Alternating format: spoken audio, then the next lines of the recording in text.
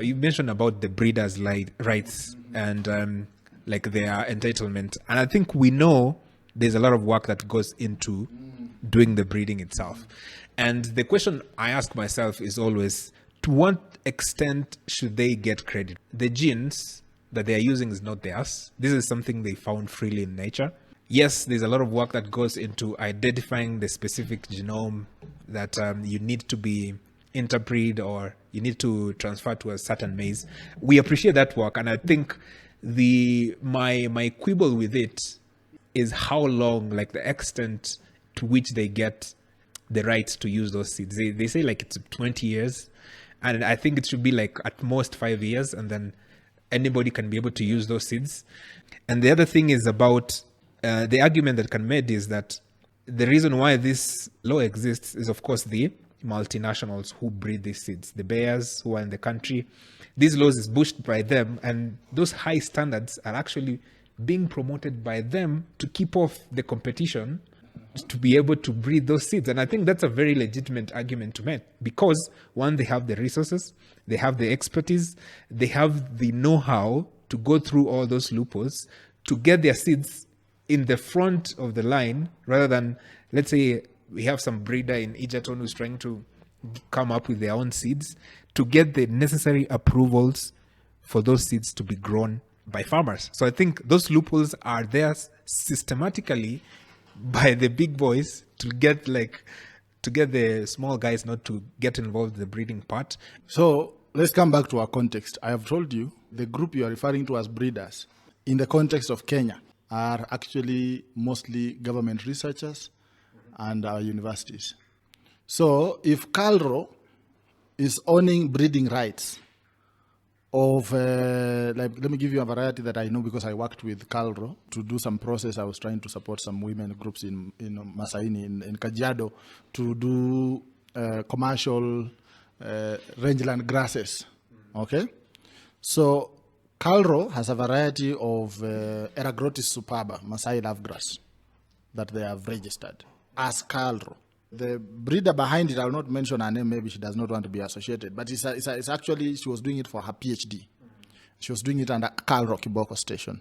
And through her PhD, her research on isolating rangeland grass. Can you imagine the process of isolating grasses until you come to a point where you have a specific type that is uniform and stable?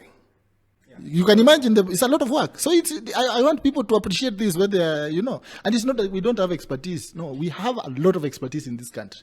We just underrate our experts and allow people who talk the loudest to talk. I was a class representative at University of Nairobi and representing the entire Faculty of Agriculture at some point. And at the years when I was at UN, that group, our group only, was over 750 young women and men studying BSc Agriculture, BSc Horticulture, BSc Food Science, BSc. So I would never say anywhere that we don't have expertise on the topic of food. The problem is, now, sasa wengine wana misdirect conversations. If you brought here someone who has done a basic course on breeding, they will not have an indictment, they will not indict breed because they know. Now, if your point is that they get too much, so in this case, in the Kenyan context, it is us who are getting too much. Because it is our institutions that have the breeders' rights for most of the varieties registered.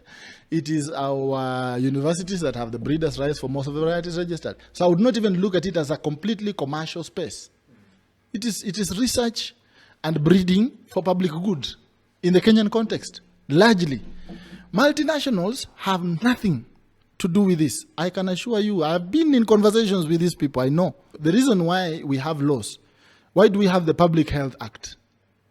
Why do we have National Transport and Safety Authority Act? Is it because of multinationals? Is it because of Mercedes or Toyota or Honda? No, we have these laws because they are protecting us.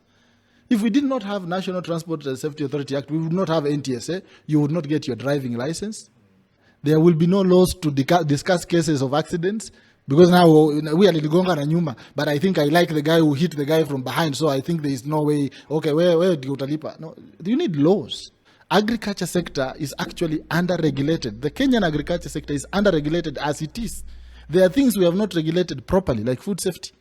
And that's why the other time there was a food and feed safety bill, and people were making noise. They say, now Ruto has decided to kill all farmers so that he is the only one who can be supplying food. That is, I don't want to use the very colorful language, but that is the most stupid thing ever. You know what that bill was proposing?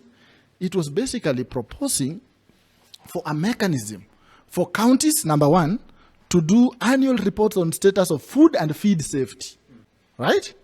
Number two, for the agencies that have a different stake on food and food safety to also report annually, so that at the end of the year, we have a good overview of the status of food and feed safety. You are a farmer yourself. You have 200 chicken. When uchukue chakula yenye iko na high levels of aflatoxin, you feed your chicken, they all die. There is nothing that protects you. Do you know that? Yeah. Do you know we don't have a law on production of feeds and standards of feeds? Do you know we don't have that? The people who are doing good quality feeds, including my friends from Value Farm in Eldoret who sell to me, they are doing it out of goodwill. There is no law that actually regulates that. Now if I buy, they say I am feeding pigs. I do a lot of pig farming. Now, if I'm feeding over a period of 1 month, I need to see this amount of weight change. I don't have any institution I can go and say this guy sold me chakula ya nguruwe worth 200,000 and I was feeding my 60 piglets and I did not see the weight gain that was promised. And even the bags they sell to me now, there's no clarity on what is the ingredient and all. So we are under-regulated, and we need regulations to advance our food system transformation. We need regulations even for agroecology.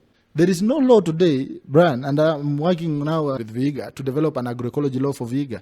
And one of the things that Honorable Maruja, who is the CC, I was there this week actually on Tuesday, he asked me, what would an agroecology bill or an agroecology act in the county of Vihiga cure? Big question. You don't create law for the fun of it. Yeah. So, and one of the things I can tell you for a fact, there is no law that puts a responsibility on your neighbor to agree to sit with you to address something that is affecting both your farms. Yeah. Let's say there is water. I have a big problem in one of my farms. Water flows from one direction, ikipita. There is no provision in law, even county laws, that will push me and my neighbors to agree to a sit down, to agree to a solution that addresses the problem for everyone. So we cannot do landscape level interventions because no law pushes you. You go to your neighbor unamwambia hii maji inapitia hapa kwako, so uchimbe kakitu hapa kidogo so that you can redirect it. Anakuambia hii shamba yangu. It is kind of nonsense that we are dealing with. So farmers are struggling because there is no law that prohibits. People know eucalyptus is terrible when you're doing with crops. There is no law in this country currently, that especially implemented at county level, that clearly demarcates where you can plant eucalyptus. Wanasema tu uko weka kwa maji huko siweke na usiweke. It is a policy statement. There is no legal provision for you to take your neighbor to court if they do something that affects your farm. So anyway, back to your point. I would not say multinationals are controlling our laws. We are so busy imagining that multinationals are controlling our food while we are losing control of the same food. We are so busy thinking that Bill Gates is going to determine what I'm going to eat next year while I'm forgetting to do my part. He is to a certain huge extent. Bill Gates will never determine what I eat. Without Bill Gates, there won't be GMOs in this country. However much money he has, no. In fact, even if, I can assure you, Brian, listen, I can assure you, even if Bill Gates was never born, assume Bill Gates was never on this planet, GMOs will still be there. They would, but they would not be in this rate in Kenya. No. Do you know how many people have studied biotechnology? I did at UN, I did biotechnology 1, biotechnology 2. But there are people who have studied Bachelor of Science, biotechnology. Do you know how many thousands of graduates we have who have studied biotechnology? Nothing stops them from using the knowledge they have to come up with genetically modified organisms. It's only the money. Okay? My argument is, when you look at our landscape and when you look at our laws, don't look at them as if they are alien to us. These are our laws.